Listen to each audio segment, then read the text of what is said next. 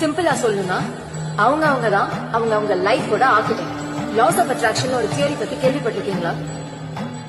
தி சீக்ரெட்னு ஒரு புக் உலகத்திலேயே அதிகமான அளவுக்கு டிரான்ஸ்லேட் பண்ணதும் செல் ஆன புக்கும் அதுதான். People found some truth in it, right? நல்லா பாத்துருக்கேன்.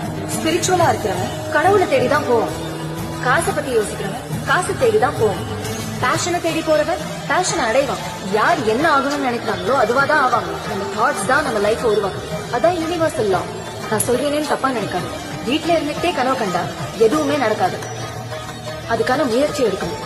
அப்பதான் நம்ம தாட் ப்ராசஸ் முழுசா பாசிட்டிவா ஆக ஆரம்பிக்கும். இல்லனா நமக்குள்ள இருக்கிற அந்த சந்தேகமே அதை கொன்னுடும். சோ அதனால்தான் திங்க் பாசிட்டிவ்ன்ற வார்த்தைக்கு அவ்வளவு பவர். நல்லபடியா ஒரு இடத்துக்கு போய் சேரணும்னு நினைக்கிறது ஒரு தாட் ப்ராசஸ். கெட்டது எதுவும் நடக்காம போய் சேரணும்னு நினைக்கிறது இன்னொரு தாட் ப்ராசஸ். ரெண்டுமே பாசிட்டிவா தெரியுதுல, பட் இல்ல.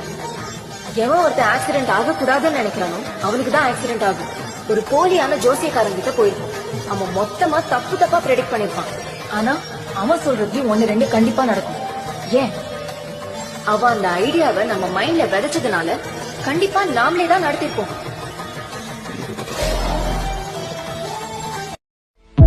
கீழே விழுந்து வேலை வரணும். உலகத்தில் நிறைய பேர் தாங்க லைஃப் வருஷக்கணக்கா சேலஞ்ச் நல்லா படிச்சு சேலஞ்ச் வேணும். மாங்கு மாச சம்பளத்துக்கு ஒர்க் பண்றாங்க.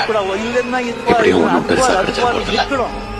நம்மள வந்து 5 மாசத்துக்கு எப்படி சொல்றீங்க? சொல்றோம் மேல மிதிச்சு நம்ம மேல நான் இதை பிளான் பண்றேன். அந்த காசு இந்த காசு இல்லைங்க. வருஷக்கணக்கா காசு அது சாமி, இந்த சாமி, காசு சாமி தான்.